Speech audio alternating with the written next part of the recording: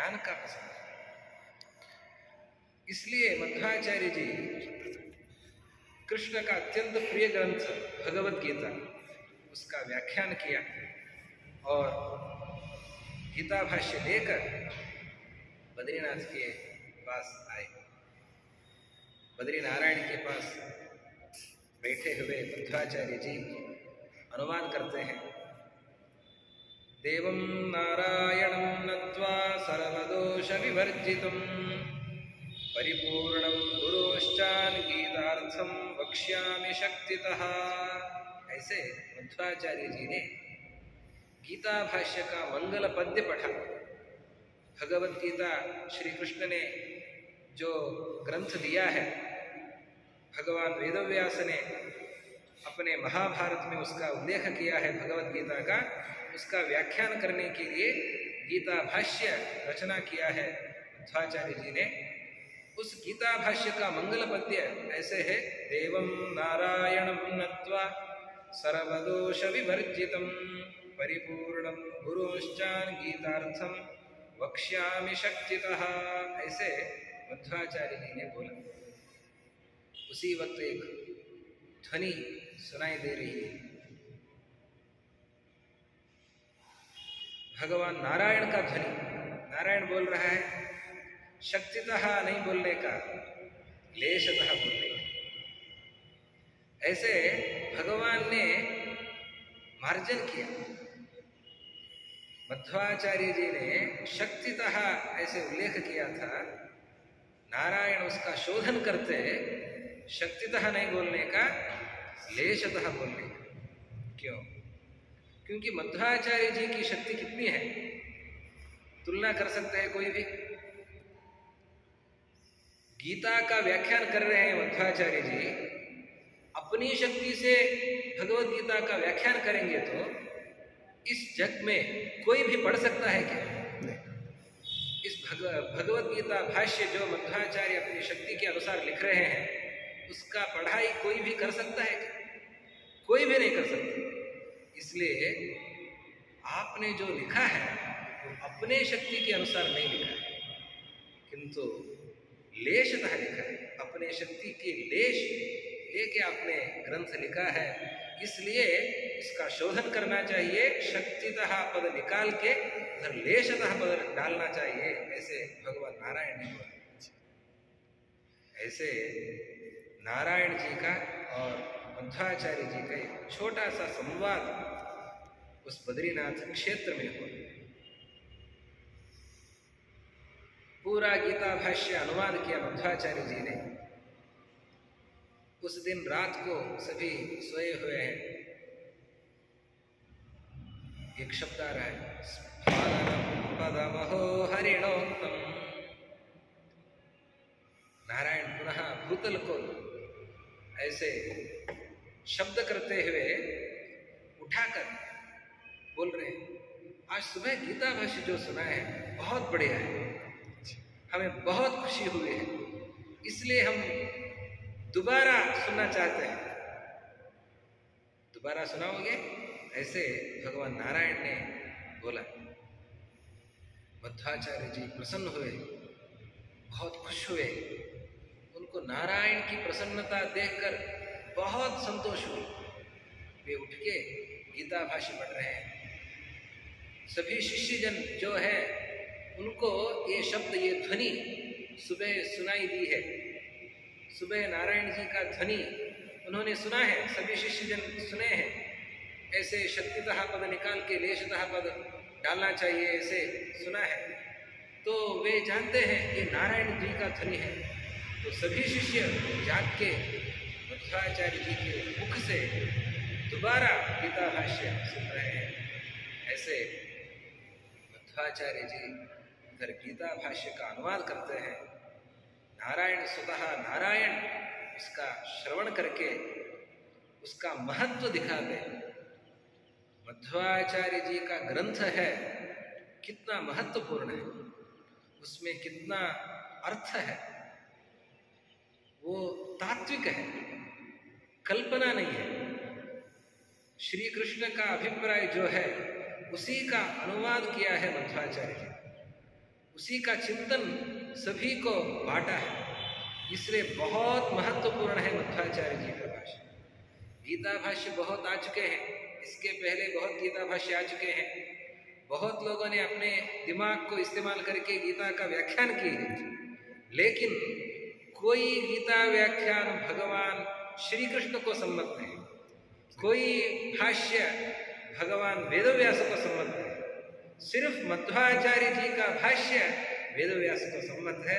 इसलिए भगवान नारायण ने उसका स्वीकार की और सभी लोगों को बताया ये मध्वाचार्य जी का भाष्य मुझे सम्मत है, मैं इसे स्वीकार कर रहा हूं, इसलिए मध्वाचार्य जी के भाष्य को सभी को पढ़ना है, ऐसे नारायण जी ने बताया। उसके बाद रात में उधर मध्वाचार्य जी 48 दिन उधर रह के उन्होंने काष्ठ मौन व्रत की। काष्ठ मौन व्रत, काष्ठ मौन व्रत मतलब जैसे काष्ठ लकड़ी होती है, लकड़ी क्या खाती है पीती है, कुछ भी नहीं करती, वैसे लकड़ी की तरह खाना पीना सबको छोड़ के रहना चाहिए। ये काष्ठ व्रत है, मौन व्रत। लकड़ी कुछ बोलती नहीं, वैसे कुछ बोलने का नहीं, खाने का नहीं, पीने का नहीं और कुछ बोलने का नहीं। ऐसे मध्वाचार्य जी 48 दिन उधर बद्रिकाश्रम में अनंत मठ में रह के उन्होंने ये व्रत किया। उसके उपरांत भगवान वेदव्यास प्रत्यक्ष होके उन्होंने बोला, हमारा आश्रम है, इधर से करीब दूर है हमारा आश्रम, उधर आने के लिए भगवान वेदव्यास जी ने बताया। उसको सुनते ही सुबह होते ही मध्वाचार्य जी चल पड़े, जाना है तो आऊँगा कि नहीं मालूम नहीं, इसलिए सब लोगों के लिए एक संदेश छोड़ना है, ऐसे सोच के मध्वाचार्य जी एक संदेश लिखते हैं। याति तावदधुनैव जनोऽयं व्यासरूपमजितं प्रतिदृक्षुः आवृजेदिह न वा स हि वेद स्वस्ति वोस्त्विदीय यावथ मध्वः। मैं भगवान के आदेश से इधर से निकल रहा हूँ, मैं आगे जा रहा हूँ, व्यासाश्रम के लिए जा रहा हूँ, दोबारा इधर आऊँगा कि नहीं मुझे नहीं मालूम। भगवान की आज्ञा हो तो मैं आ सकता हूँ, भगवान की आज्ञा नहीं हो तो मैं नहीं आने वाला हूँ। आपके लिए मैं एक संदेश दे रहा हूँ। नेदृशं स्थलमलं शमलघ्नं नास्य तीर्थसलिलस्य समं वाह नास्ति विष्णुसदृशं ननु देवं नास्मदुक्तिसदृशं हितरूपम्। ये अत्यंत पवित्र है। भूमि में आप बहुत जगह देख सकते हैं, बहुत पानी देख सकते हैं, लेकिन गंगा जल के समान कोई जल जग में नहीं है। अत्यंत पवित्र पानी मतलब भूमि में गंगा है। अत्यंत पवित्र स्थल मतलब वो बद्रिकाश्रम है। नेदृशं स्थलमलं शमलघ्नं। हम जीवन में जितना भी पाप करते हैं, उस पाप का शमन करना है, उसका नाश करना है, तो एक उपाय है बद्रिकाश्रम जाके बद्री नारायण का दर्शन करना। उस क्षेत्र का ये महत्व है, सभी पाप मिटा देता है। अत्यंत पवित्र क्षेत्र है बद्रिकाश्रम। इसलिए नेदृशं स्थलमलं शमलघ्नं नास्य तीर्थ सलिलस्य समं वाह। ये पवित्र गंगा सिर्फ पानी नहीं है, इसको वादिराज स्वामी जी बोलते हैं, जो इस गंगा को जड़ जल मानते हैं, ये सिर्फ पानी है, जड़ जल मानते हैं, वो खुद जड़ है, वो बुद्धिमान नहीं, वो विवेकी नहीं। जड़ जल जो मानते हैं वो खुद जड़ है, वो विवेकी नहीं हो सकते। हे गंगे तव कोमलाङ्घ्रिनलिनं रम्भोरुनीवीलसत्काञ्चीदामतनूदरं घनकुचव्याकीर्णहारं वपुः सन्मुद्राङ्गदकङ्कणाव्रतकरं स्मेरं स्फुरत्कुण्डलं सारङ्गाक्षि जलान्यदिन्दुरुचिये जानन्ति तेन्ये जलात्। ये देवी माँ गंगा है, इसलिए ये पवित्र जल है, इसलिए इस भूमि में, इस धरती में इस पानी गंगा के अलावा कोई भी पवित्र जल नहीं मिल सकता है। इस स्थल से बढ़ के कोई भी पवित्र स्थल नहीं है। मैं एक बात बताता हूँ। मेरे बात जो है इसको ध्यान में रखना चाहिए। विष्णु के समान, नारायण के समान दूसरा देव, इससे बढ़ के कोई देव नहीं। नास्मदुक्ति सदृशम हितरूपम। इसलिए गंगा में स्नान करना चाहिए, बदरी क्षेत्र दर्शन करना चाहिए, नारायण का जप करना चाहिए, नारायण मंत्र का जप करना चाहिए। गंगा, गोविंद, गायत्री ये अत्यंत पवित्र हैं। इस संदेश को मध्वाचार्य जी देते हैं और दे के वे आगे बढ़ के व्यासाश्रम जाके उधर भगवान वेदव्यास जी का दर्शन करके उनका संदेश पाके फिर आप दोबारा आते हैं। वे बोलते हैं मुझे दोबारा इस धरती को जाने की मन नहीं हो रही। भगवान बोलते हैं आप नहीं जाएंगे तो इन लोगों का अज्ञान कैसे मिटेगा? अज्ञान मिटाना है। मध्वाचार्य जी बोलते हैं सभी लोग बहुत मन में कलुषित हैं, उनके मन में बहुत गंदगी है, तो मैं इन लोगों को क्या दे सकता हूँ? मध्वाचार्य जी बोलते हैं, भगवान बोलते हैं देखो रत्न जो होता है वो कभी कभी कूड़े में पड़ जाता है। कूड़े में पड़े हुए रत्न को हम निकाल के धो के स्वच्छ करके हम रखेंगे तो उससे प्रकाश होता है। ऐसे सज्जन लोग हैं, लेकिन उनके वातावरण में मालिन्य है, इसलिए उनके मन में कलुषित है। इसलिए आपको जाना पड़ेगा, जाके उनको ज्ञान संदेश देना पड़ेगा। ऐसे भगवान वेदव्यास जी ने आदेश दी। उस आदेश को पालन करते हुए मध्वाचार्य जी आते हैं इस धरती पे, दोबारा आके इधर सभी जगह संदेश देते हैं। उनका संदेश क्या है? 2-3 शब्दों में उनका संदेश मैं बताना चाहता हूँ। मध्वाचार्य जी का संदेश क्या है? भक्ति सिद्धांत है। हम इधर आए हैं, सभी सज्जन लोग जो हैं धरती में, सभी भगवान के सन्निधान में रहने के लिए योग्य है। भगवान के सन्निधान में रहना है तो क्या करना चाहिए? जो वैकुंठ लोक है, अत्यंत पवित्र लोक है, वही मोक्ष माना गया है। वो मोक्ष कैसे है?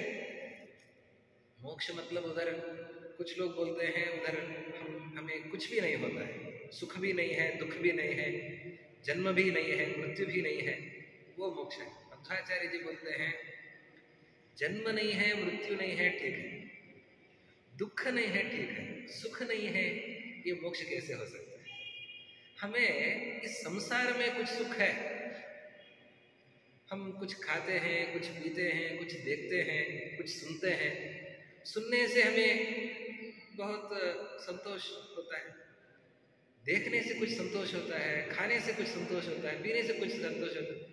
ये सबको छोड़ के हम मोक्ष जाएंगे तो हमें कुछ क्या मिल सकता है? इसलिए ये मोक्ष नहीं है, ये निर्गुण मोक्ष नहीं है। हम बोलते हैं मोक्ष में ज्ञान है, आनंद है।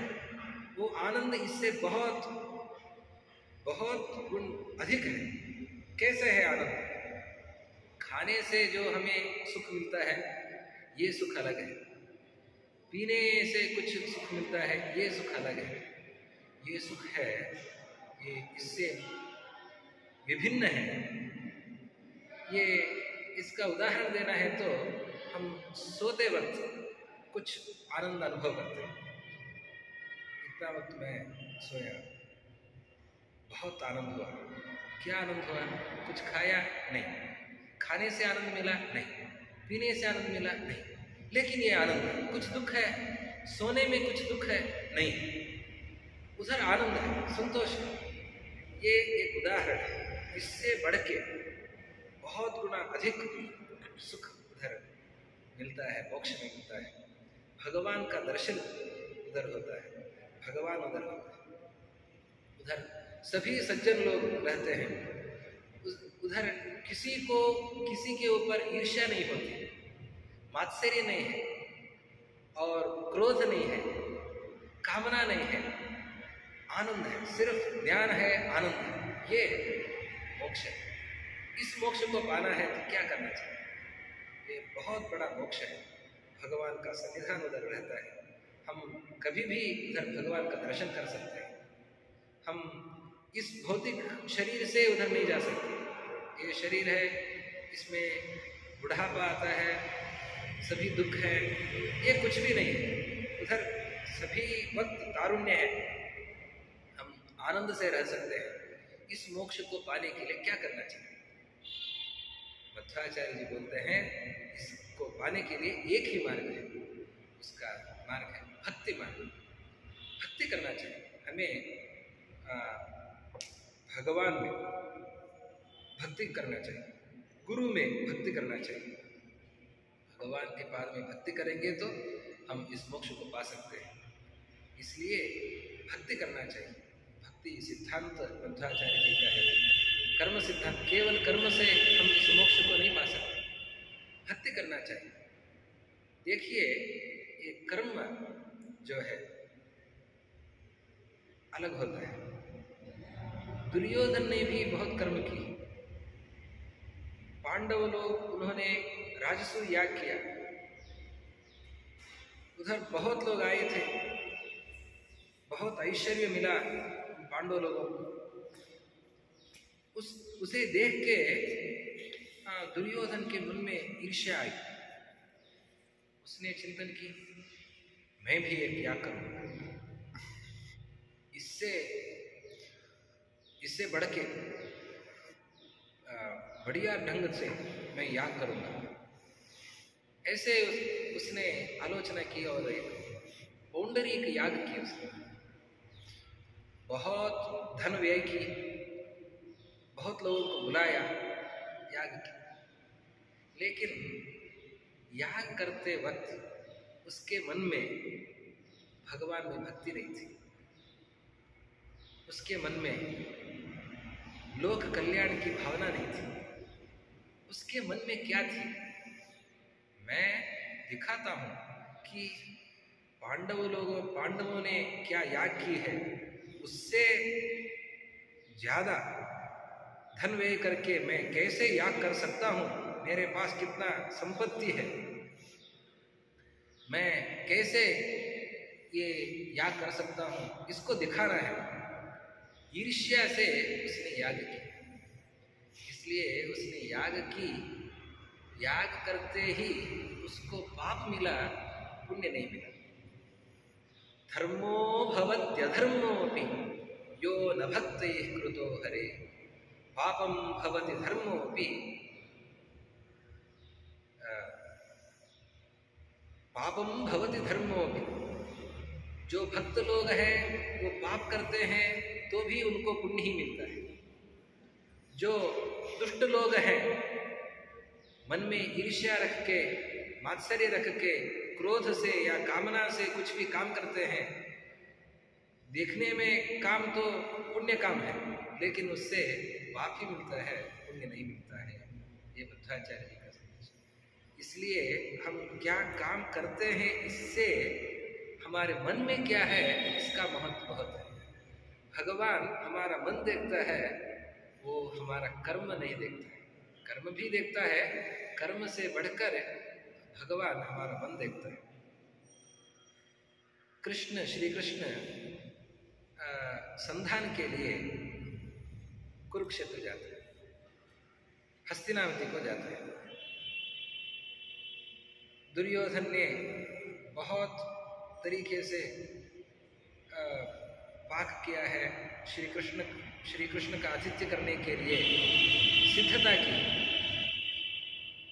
श्री कृष्ण दुर्योधन के घर को नहीं जाते,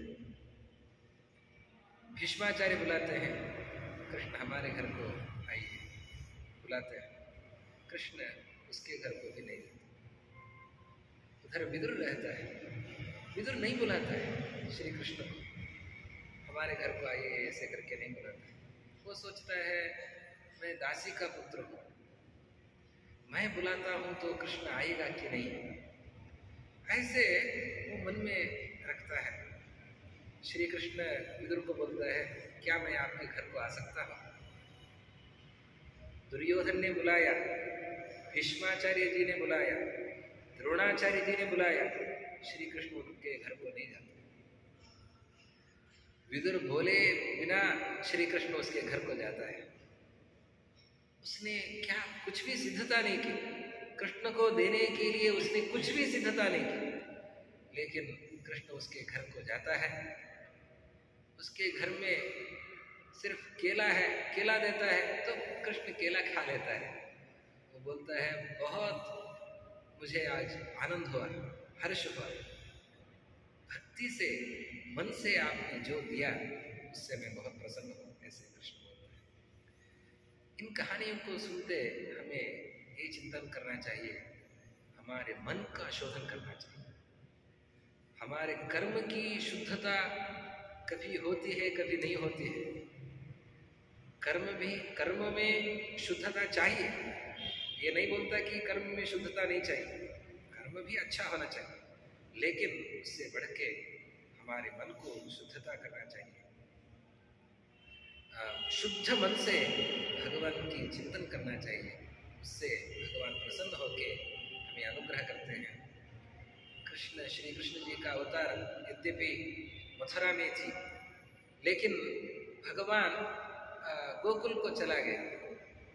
गोकुल में ब्रज की अंगनाएं क्या करते हैं, लेकिन उनके घर में श्री कृष्ण जाके उनसे माखन चुरा के भगवान ने माखन खाया। इससे हमें यह पता होता है कि हमें श्री कृष्ण में कैसे भक्ति करना चाहिए, कैसे मन शुद्धि रखनी चाहिए, शुद्ध मन से भगवान का चिंतन करना चाहिए। इस संदेश को मध्वाचार्य जी देते हैं। माहात्म्य ज्ञानपूर्वस्तु सुदृढ़ सर्वतोधिकः स्नेहो भक्तिरिति प्रोक्तः तया मुक्तिर्न चान्यथा। मध्वाचार्य जी बोलते हैं भक्ति चाहिए। भक्ति मतलब क्या है? भक्ति मतलब प्रेम है। प्रेम जो बड़े लोगों में करते हैं वही प्रेम भक्ति नाम से पुकारा जाता है। जो हमारे वर्ग में स्नेह करते हैं वही प्रेम नाम से पुकारा जाता है। और जो स्नेह हम छोटे बच्चों के ऊपर, छोटे लोगों के ऊपर करते हैं वही स्नेह वात्सल्य कहलाया जाता है। हमें भक्ति करनी चाहिए। भक्ति मतलब स्नेह, प्रेम। भगवान में हमें प्रेम रहना चाहिए। इस प्रेम में ज्ञान चाहिए और वैराग्य चाहिए। वैराग्य मतलब हमें भगवान के अलावा कुछ नहीं चाहिए। दूसरी वस्तु में मन रख के भगवान में मन रखने से कुछ नहीं होता। हमें हमारे ऊपर जो प्यार है वो दूसरे के ऊपर नहीं है। हमें ये चिंतन करना चाहिए। उपनिषद में ये कहा गया है सभी लोगों को प्यार है। किधर प्यार है? हमें हम पे प्यार है। हमारे ऊपर जो प्यार है ये प्यार दूसरे ऊपर नहीं है। बीवी को अपने पति के ऊपर प्यार है। क्यों प्यार है? मैं बहुत पसंद हूँ, मुझे इस पति से आनंद मिलता है, इसलिए मुझे इससे प्यार करना चाहिए। ऐसे बीवी सोचती है। पति सोचता है मुझे अपनी बीवी से संतोष मिलता है, इसलिए मैं इससे प्यार करता हूँ।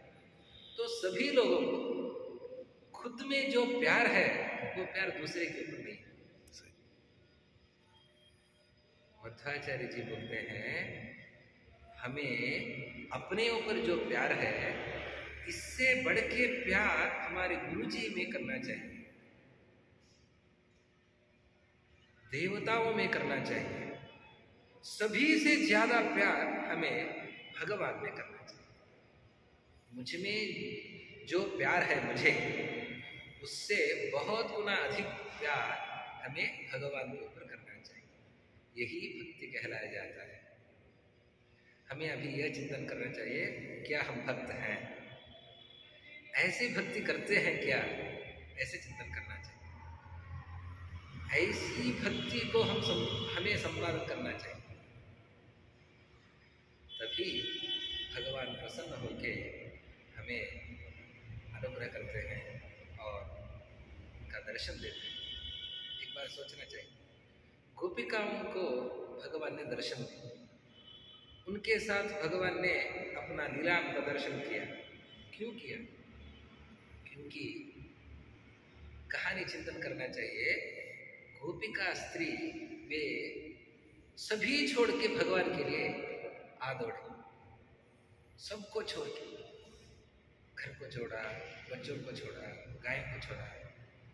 कोई खाती थी कृष्ण का मुरली गान सुनते ही छोड़ दिया और वृंदावन में दौड़ती हुई आज।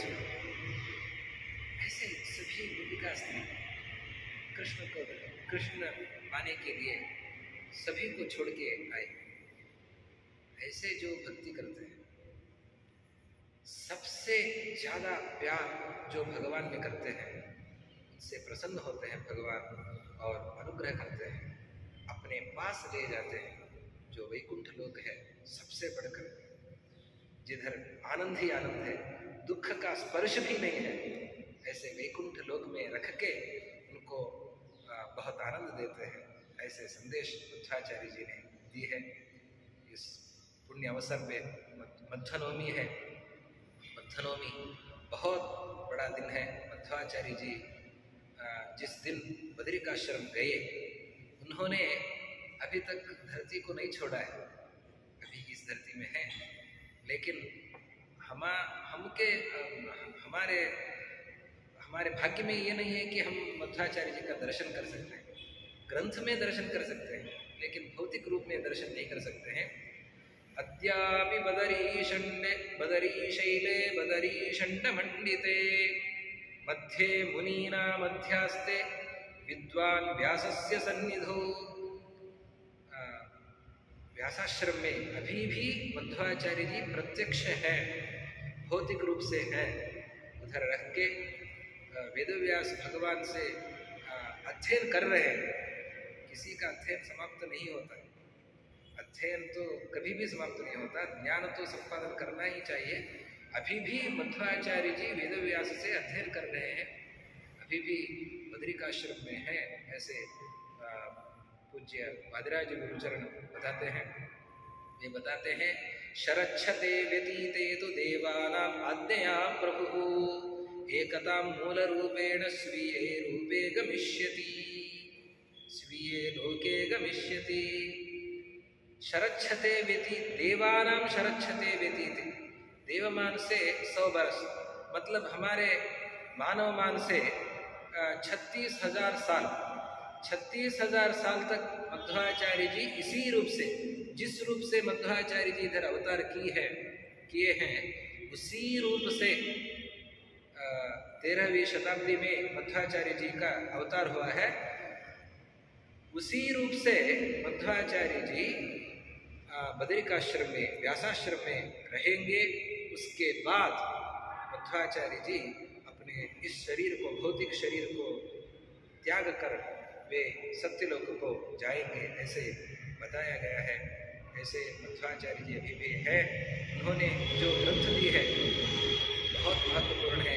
भगवान नारायण को अत्यंत इष्ट ग्रंथ है मध्वाचार्य जी दिए हुए ग्रंथ। द्वादश स्तोत्र है, कृष्णावत महारणव है, और तंत्रसार संग्रह है, गीता भाष्य है, ब्रह्मसूत्र भाष्य है, उपनिषद भाष्य है। ऐसे बहुत ग्रंथ लिखे हैं उन्होंने। उनका अध्ययन करना चाहिए, उनका चिंतन करना चाहिए। चिंतन करके हमें भगवान में भक्ति, गुरु जी में और भगवान में भक्ति करना चाहिए। इससे हमें भगवान की अनुग्रह होगी। इस वक्त मध्वनवमी के शुभ अवसर पर हम मध्वाचार्य जी के सन्निधान पर हैं। श्री कृष्ण और मध्वाचार्य जी की प्रतिष्ठा इधर हुई है। हमारे गुरु जी यतिकुल चक्रवर्ती विश्वेश तीर्थ महाराज जी ने इधर श्री कृष्ण और गंगा के किनारे में, कृष्ण के पाद से ही गंगा निकली है। कृष्ण को बहुत प्यार है गंगा में। कितना प्यार है, जिधर भी गंगा बहती है उधर श्री कृष्ण का सन्निधान है।